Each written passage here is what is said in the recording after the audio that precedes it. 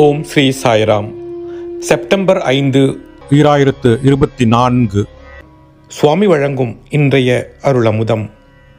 சிக்ஷாவல்லியின் விஞ்ஞான சம்ஹிதை குரு சிஷ்யனுக்கு இடையே உள்ள இணைப்பு, இந்த இணைப்பால் விளையும் கல்வி ஆகியவற்றை பற்றி விளக்குகிறது. உலகியலான கல்வியுடன் இதயத்தை பண்படுத்துவதன் மூலம் பெறப்படும் ஆத்தியாத்மிக கல்வியையும் சேர்த்து பெறுவதன் முக்கியத்துவத்தை அது வலியுறுத்துகிறது.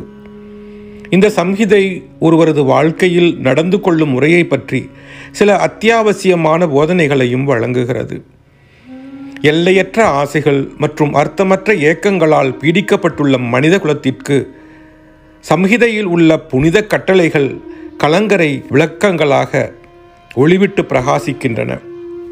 சத்தியத்தை பேசு, தர்மத்தை கடைப்பிடி, அக்கறையுடன் அறிவை வளர்த்துக்கொள், தீய செயல்களை செய்யாதிரு, உன்னதமான செயல்களை செய், சமுதாயத்தில் ஒழுக்கமான வாழ்க்கையை நடத்துவதற்கு சமூகம் வகுத்துள்ள விதிமுறைகளை மிகுந்த கவனத்துடன் மதித்து நட, கிருஹஸ்த தர்மப்படி உன்னால் இயன்ற அளவு தான தர்மங்கள் செய், பெரியோர்களுக்கு கீழ்ப்படிந்து பயபக்தியுடன் நடந்து கொள், உன் கடமைகளிலும் உனது உற்றார் உறவினர் சக மனிதர்கள் ஆகியோருடனான உறவுகளிலும் மிகுந்த விழிப்புடன் செயல்படு ஆகியவையே இந்த கட்டளைகள் ஆகும்.